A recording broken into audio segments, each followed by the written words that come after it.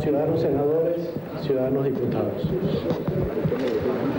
He pedido la palabra no con el objeto de referirme al decreto de suspensión de garantías, aun cuando quiero hacer en torno a él tres breves consideraciones. La primera, la de que el propio decreto revela la gravedad de la situación que estamos viviendo. Y aun cuando encuentro un defecto de redacción, porque los considerandos se refieren a hechos ocurridos y no a la situación actual y a los peligros que con la suspensión de garantía se tratan de enfrentar, se supone que es precisamente porque la situación del país es delicada, porque el sistema democrático, la normalidad y el orden público están corriendo peligros después de haberse terminado el deplorable y doloroso incidente de la sublevación militar, es necesaria la medida tan extraordinaria de suspender a la población en general el uso y ejercicio de las garantías constitucionales. La segunda observación que quiero hacer es que yo no estoy convencido de que el golpe felizmente frustrado haya tenido como propósito asesinar al presidente de la República. Yo creo que una afirmación de esa naturaleza no podría hacerse sino con plena prueba del propósito de los sublevados. Bien porque hayan confesado y exista una confesión concordante de algunos de los comprometidos, algunos de los actores del tremendo y condenable incidente, o bien porque exista otra especie de plenas pruebas que difícilmente creo se puedan haber acumulado ya en el sumario que supuestamente debe haberse abierto por la justicia militar. Afirmar que el propósito de la sublevación fue asesinar al presidente de la República es muy grave. Por lo demás, se me hace difícil entender que para realizar un asesinato, así sea de un jefe de Estado, rodeado de todas las garantías y de todas las protecciones que su alta condición le da, haya necesidad de ocupar aeropuertos, de tomar bases militares, de sublevar divisiones. Desde luego que hoy está demostrado que por más protección que tenga cualquier ciudadano, con el armamento existente en la actualidad y con los sistemas de comunicación, un asesinato es relativa y desgraciadamente fácil. El caso del dictador Anastasio Somoza, en el Paraguay férreamente gobernado por el general Stroessner, con todas las protecciones que la condición de este depuesto gobernante suponía, indica que nadie, ninguna persona, por más protegida que esté, puede salvarse de un asesinato cuando se cuentan con los medios y con la decisión de cometerlo, de perpetrarlo. Por eso, pues, yo me siento obligado en conciencia a expresar mi duda acerca de esta afirmación. Y considero grave que el Ejecutivo en el decreto de suspensión de garantías y el Congreso en el acuerdo aprobatorio hayan hecho tal afirmación que además de ser conocida en el país, está dispuesta a difundirse en todos los países del exterior. La tercera observación respecto de la suspensión de garantías se refiere al deseo que quiero expresar en nombre del país de que esas facultades se ejerzan con ponderación, con gran sentido de responsabilidad. Admitimos que el gobierno necesita, en momentos de dificultad, de poderes extraordinarios que no pueden someterse a las restricciones y términos que la Constitución establece. Pero sabemos también, por experiencia secular en Venezuela, que estas facultades pueden convertirse en fuente de abusos, de excesos, de violaciones absolutamente injustificadas. No solo en lo relativo a la violación de la libertad de seguridad personal, el derecho de no ser detenido sin fórmula de juicio, al allanamiento de los hogares, sino también a la muy delicada garantía de la libertad de expresión del pensamiento, respecto de la cual abrigo la esperanza, y la quiero formular aquí, y creo en eso representar el sentimiento público, de que se ejerza con toda la ponderación, con todo el sentido de respeto que una garantía tan fundamental tiene para el funcionamiento de la democracia. Yo pedí la palabra para hablar hoy aquí antes de que se conociera el decreto de suspensión de garantías, cuando esta sesión extraordinaria se convocó para conocer los graves hechos ocurridos en el día de hoy en Venezuela. Y realmente considero que esa gravedad nos obliga a todos, no solo a una profunda reflexión, sino a una inmediata y urgente rectificación. Cuando aquí en el país y fuera de él, he sido muchas veces preguntado, como seguramente lo serán los senadores y diputados aquí, lo habrán sido los senadores y diputados aquí presentes, acerca de las causas de la estabilidad democrática en Venezuela, en momentos en que el sistema naufragaba en naciones de mejor tradición institucional que la nuestra. Generalmente me referí a 4 factores que para mí representaban una gran importancia. Por una parte, a la inteligencia que existió en la dirigencia política de sepultar antagonismos en aras al interés común de fortalecer el sistema democrático. En segundo lugar, a la disposición lograda a través de un proceso que no fue fácil de las Fuerzas Armadas para incorporarse plenamente al sistema y para ejercer una función netamente profesional. Tercero, a la apertura que el movimiento empresarial demostró cuando se inauguró el sistema democrático para el progreso social, a la comprensión que tuvo para el reconocimiento de los legítimos derechos de la clase trabajadora. Pero en último término, el más importante, por la decisión del pueblo venezolano de jugarlo todo por la defensa de la libertad, por el sostenimiento de un sistema de garantías de derechos humanos, de ejercicio de las libertades públicas que tanto costó lograr a través de la accidentada historia política de nuestro país. Debo decir, con honda preocupación, que la situación que vivimos hace 30 y más años no es la misma de hoy. Por una parte, la inteligencia de la dirigencia política ha olvidado en muchas ocasiones esta preocupación fundamental de servir, antes que todo, al fortalecimiento de las instituciones. Por otra parte, el empresariado no ha dado las mismas manifestaciones de amplitud, de apertura, que caracterizaron su conducta en los años formativos de la democracia venezolana. En tercer lugar, porque las Fuerzas Armadas, que han sido ejemplares en su conducta profesional, en la garantía de las instituciones, están comenzando a dar muestras de que se deteriora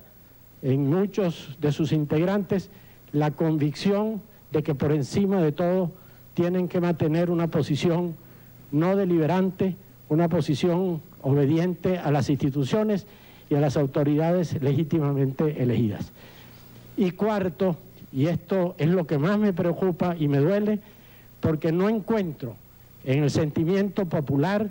la misma reacción entusiasta, decidida, el mismo fervor por la defensa de las instituciones que caracterizó la conducta del pueblo en todos los dolorosos incidentes que hubo que atravesar después del 23 de enero de 1958. Debemos reconocerlo. Nos duele profundamente, pero es la verdad. No hemos sentido en la clase popular, en el conjunto de venezolanos no políticos y hasta en los militantes de partidos políticos, ese fervor, esa reacción entusiasta, inmediata, decidida, abnegada, dispuesta a todo, frente a la amenaza contra el orden constitucional. Y esto nos obliga a profundizar en la situación y en sus causas. En este momento debemos darle una respuesta al pueblo y tengo la convicción de que no es la repetición de los mismos discursos que hace 30 años se pronunciaban cada vez que ocurría algún levantamiento y que vemos desfilar por las cámaras de la televisión lo que responde a la inquietud, al sentimiento, a la preocupación popular. El país está esperando otro mensaje y yo quiero decirle desde esta tribuna con toda responsabilidad al señor Presidente de la República que de él principalmente, aunque de todos también depende la responsabilidad de afrontar de inmediato las rectificaciones profundas que el país está reclamando. Es difícil pedirle al pueblo que se inmole por la libertad y por la democracia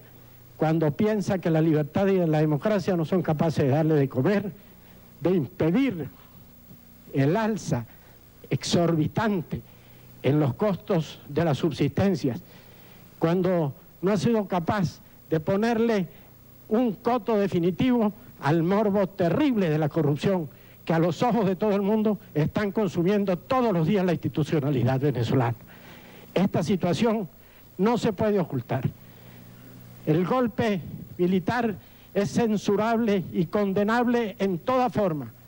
pero sería ingenuo pensar que se trata solamente de una aventura de unos cuantos ambiciosos que por su cuenta se lanzaron precipitadamente sin darse cuenta de aquello en que se estaban metiendo. Hay un entorno, hay un mar de fondo, hay una situación grave en el país y si esa situación no se enfrenta, el destino nos reserva muchas y muy graves preocupaciones. Por eso he pedido la palabra para ejercerla en este elevado recinto, para transmitirle desde aquí al señor Presidente de la República y a los dirigentes de la vida pública nacional mi reclamo, mi petición, mi exigencia, mi ruego en nombre del pueblo venezolano de que se enfrente de inmediato el proceso de rectificaciones que todos los días se está reclamando y que están tomando carne todos los días en el corazón y en el sentimiento del pueblo. Este es el motivo de la presente intervención. Y yo creo que era imposible que por un simple acuerdo de la Comisión de Mesa de que no se hable para discutir el decreto de suspensión de garantía, el Congreso se reuniera y le dijera al país que no ha hecho otra cosa sino darle paso al decreto con un acuerdo que se votó creo que 3 o 4 veces y que se indicó votado por unanimidad. Yo aclaro que yo no lo voté, no porque no estuviera de acuerdo con el fondo de que se suspendieran las garantías, sino por las reservas que expresé y sobre todo porque no considero justo el que se afirme de una manera tan absoluta que el propósito de los culpables de la subversión, de la sublevación, haya sido asesinar al presidente de la República. Por otra parte, quiero decir que esto que estamos enfrentando responde a una grave situación que está atravesando Venezuela. Y yo quisiera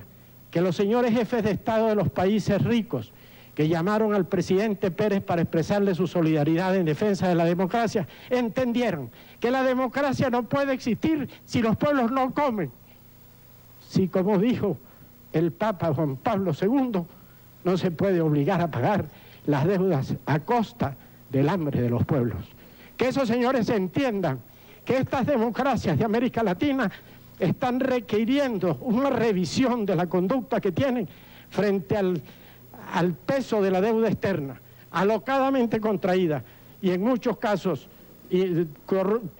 impropiamente administrada y que nos están colocando en situaciones cuyo costo social ha llegado a asustar a los propios dirigentes del Fondo Monetario Internacional y de los otros organismos financieros internacionales. Yo quisiera pues desde aquí también que pudiera llegar mi pedimento al presidente Bosch, al presidente Mitterrand, al presidente Felipe González, a los jefes de los países del mundo desarrollado y rico, para que se den cuenta de que lo que pasó en Venezuela puede pasar en cualquiera de nuestros países, porque tiene un fondo grave, tiene un ambiente sin el cual los peores aventureros no se atreverían ni siquiera a intentar la ruptura del orden constitucional. Esa situación tenemos nosotros que plantearla con toda decisión. Cuando ocurrieron los hechos del 27 y 28 de febrero, desde esta tribuna yo observé que lo que iba a ocurrir podía ser muy grave. No pretendí hacer afirmaciones proféticas, pero estaba visto que aquel paquete de medidas que produjo como primer estallido aquellos terribles acontecimientos no se iba a quedar allí, sino que iba a seguir horadando profundamente en la conciencia y en el porvenir de nuestro pueblo. Dije entonces en algún artículo que Venezuela era algo así como la vitrina de exhibición de la democracia latinoamericana. Esa vitrina la rompieron en febrero de 1989 los habitantes de los cerros de Caracas, que bajaron enardecidos. Ahora la han roto las colatas de los fusiles y los instrumentos de agresión que manejaron los militares sublevados. Es necesario que se diga, que se afirme y que se haga un verdadero examen de conciencia. Estamos hablando mucho de reflexión, estamos haciendo muchos análisis, pero la verdad verdadera es que hemos progresado muy poco, en que no podemos nosotros afirmar en conciencia que la corrupción se ha detenido, sino que más bien íntimamente tenemos el sentir de que se está extendiendo todos los días progresivamente, de que vemos con alarma que el costo de la vida se hace cada vez más difícil de atender para grandes sectores de nuestra población, que la cosa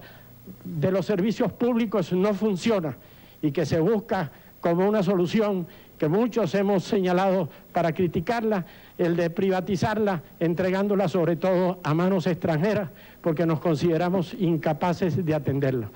Que el orden público y la seguridad personal, a pesar de los esfuerzos que se anuncian, tampoco encuentra un remedio efectivo. Aquí en este mismo recinto se sientan honorables representantes del pueblo que han sido objetos no solamente de despojo, sino de vejamen en sus propios hogares, sin que se haya logrado la sanción de los atropellos de que han sido objeto. Esto está viviendo el país. Y no es que yo diga que los militares que se alzaron hoy o que intentaron la sublevación que ya felizmente ha sido aplastada, por lo menos en sus aspectos fundamentales, se hayan levantado por eso. Pero eso les ha servido de base, de motivo, de fundamento, o por lo menos de pretexto para realizar sus acciones. Por eso termino mis palabras rogándole al presidente de la República que enfrente de lleno, en verdad y decididamente, esta situación que, como dije antes, sirve de motivo o por lo menos de pretexto para que puedan utilizarlo todos aquellos que quieran destrozar, romper, desarticular el sistema democrático constitucional del que nos sentimos ufanos. Muchas gracias, ciudadanos senadores, ciudadanos diputados.